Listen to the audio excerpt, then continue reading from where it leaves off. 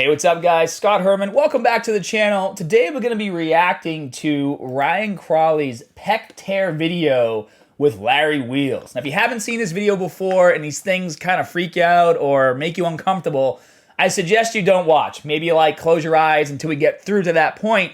Because to be honest with you guys, I wasn't going to make this video because these things do freak me out. And then one of my buddies who normally only sends me funny Call of Duty TikTok videos sent me the video, and then I watched it by accident, and then now here we are. Oh, I feel so bad for Ryan. Ryan's in my satchel game. You guys saw the video where we all had Louis Vuitton satchels. I met him a couple months ago at my buddy Nick's birthday party, and we were like, dude, we all got the same Louis Vuitton satchels. Take a photo.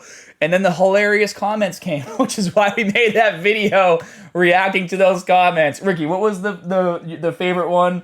Homosexual male couple takes their son out for ice cream or something like that.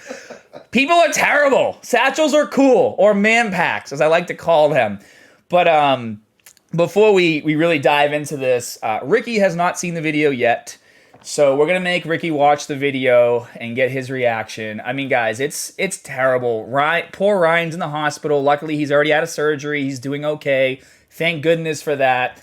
Luckily, well, you'll see. Larry Wheels is a beast. The man just basically curls 500 pounds to save Ryan's life. Saves him from getting his face I feel like people aren't really acknowledging how strong Larry Wheels is for grabbing that weight. He's like a freak of nature. And he's like bent over too. Like I can barely bend over grab 225 standing on incline. Yeah, that's true. But Larry is a different Thank God for Larry, man. Bless. So this is the video that tricked me. Jesus. Yeah. Here we go. Ooh. Oh, dude, it just like It almost looks like fake weights the way Larry's holding it. Yeah, no kidding. The bar's bending and just boom, there it goes. Oh, God. So what do you think went wrong here? I mean, honestly, based off of just the beginning, like I've seen guys bench really big weight in front of me, you know, like Kai Green, Blessings. And the biggest thing that I noticed is Ryan just doesn't look comfortable with the weight right off the bat. I mean, you see his elbows start shaking, his form starts to deteriorate on the way down, and you can even tell just by how slow he's moving. Like, it just doesn't... He's definitely not going to get that weight back up. No, he just seems so uncomfortable, and once those elbows shift, all that weight, I mean, 500 pounds, if he's not used to lifting that much weight... I just think it's one of those things where he took a risk wanting to push big weight, maybe the excitement of being with Larry Wheels. I mean, and that's what I think too. Yeah. I mean, you're with Larry Wheels, the guy's a monster, constantly like lifting super heavy weight. You kind of want to, it makes you want to do it too. Like that's why we go to the gym and work out in groups. Yeah. But you know, one thing that I noticed the most on that video is typically when you're incline benching and you're benching weight that's like way too heavy, your form obviously starts to fall apart. It starts to fall apart on any lift where you're maxing out.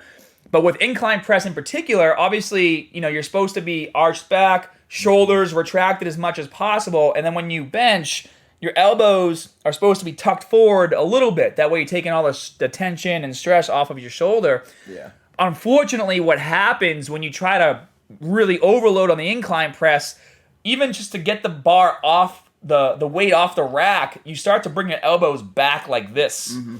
And then you unrack it, and then unfortunately you're stuck in that position. I haven't seen a lot of videos of Ryan benching. I mean, he's a big guy, so maybe he has a more of a flared arm when he benches. I mean, in the video you can see, and like just according to kind of me and the way that I bench, his grip is like, in my opinion, fairly wide for an incline bench. I personally never go out that wide, and it might be something that you've talked about before in other videos.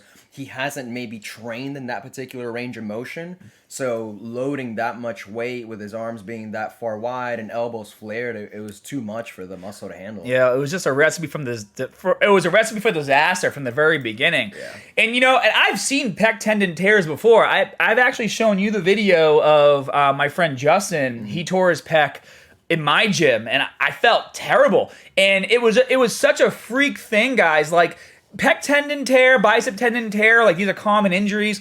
You know, most people don't even know this, but the most common injury people get is tearing their bicep when deadlifting. Yeah. You would think that it's chest, but it's not. It's bicep tendon tears from deadlifting, just from pulling a heavy load with your arms not locked out. You get a slight bend in your elbow when you deadlift, all that weight goes right to your bicep tendon and it goes snap. Yep. But my buddy Justin he can bench almost 400 pounds at the time, like was his max, and he could do sets with like 355 for reps, was literally benching 285 pounds, which he can do like 12 times, and it just popped on his 5th repetition. I'll pull the video up here. Hold on one second. All right, so here's the video of my buddy Justin and his complete tendon tear. Here's the video. First of all, look at baby me. 2015. Aw. I was at least 20 pounds lighter here, believe it or not. See, I was a lot leaner because I was a lot lighter. It's like 170. Now I'm 190. But I feel like you can't really tell on video because I'm just like, I'm super huge I think now. it's also, yeah. But anyways, let me play this video for you guys real quick. So this is Justin literally benching 285 for reps. Nice. Doesn't look too difficult. Nice. 1, 2, I think it was a third one. Boom. And you hear the pop right there. Same thing, right arm gave out. Luckily, my buddy here caught the weight for him. But this was such a freak thing. Nobody thought that they were like, no, none of us thought we were going to go work out and do an easy chest workout and then that Justin was going to tear his pec tendon. Did he say in the video, though, that he was feeling pain in his chest? Because I remember him saying something. Actually, earlier in the video, he said that he was feeling kind of tight, you know, in this area. Yeah, see? And so the moral, I guess, of the story I'm trying to tell here is, you know, a lot of times, guys, when you see injuries like these, it's not like your tendon was totally fine and then all of a sudden all that extra weight tore it. Usually what happens is years and years of abuse. You know, maybe you're not foam rolling as much as you should, stretching as much as you should, doing as much mobility work as you should, and all those micro tears that are happening over time, and you're not giving the tendon time to heal.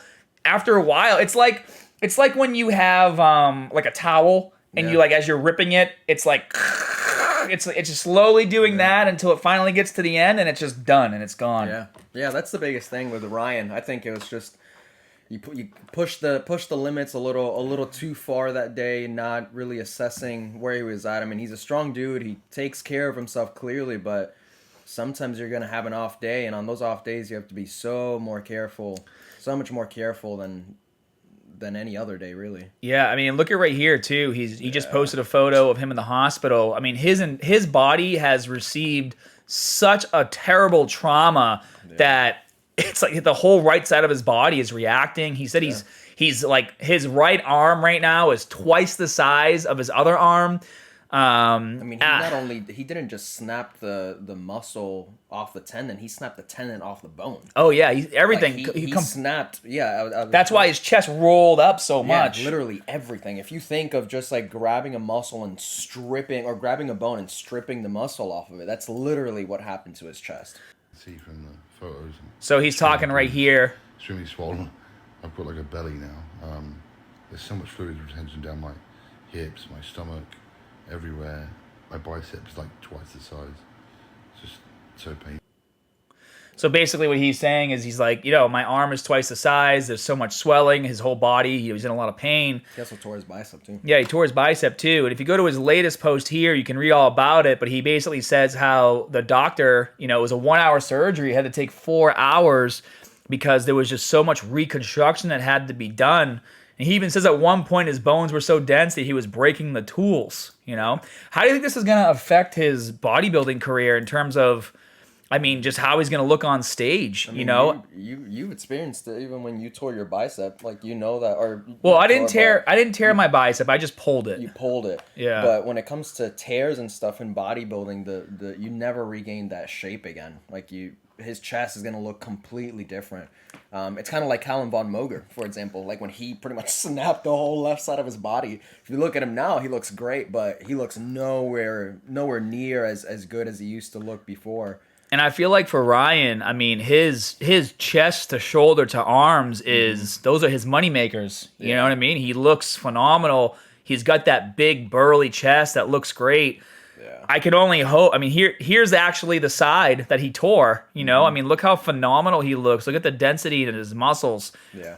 I hope he gets it back. Yeah. I really hope he does. Yeah. You know, and it's going to be a long road to recovery. Here's another photo. I mean, he has that symmetry that all guys want. Yeah. You know, he looks great. It's a long recovery, but hopefully, I mean, he seems like a pretty resilient guy. So I'm sure he'll get back out there. He'll continue to build and he'll be driven to look even better than before. That's for sure. I think, you know, I'm not sure if he does a lot on YouTube, but, you know, I'm going to send him a message and encourage him like, hey, you should do a YouTube series, you know, on recovering and getting back to show ready. I think it'd be really inspirational to not just a lot of people who want to bodybuilding get big, but just coming back from any sort of injury, where his injury was is so crazy, such a huge trauma to the body.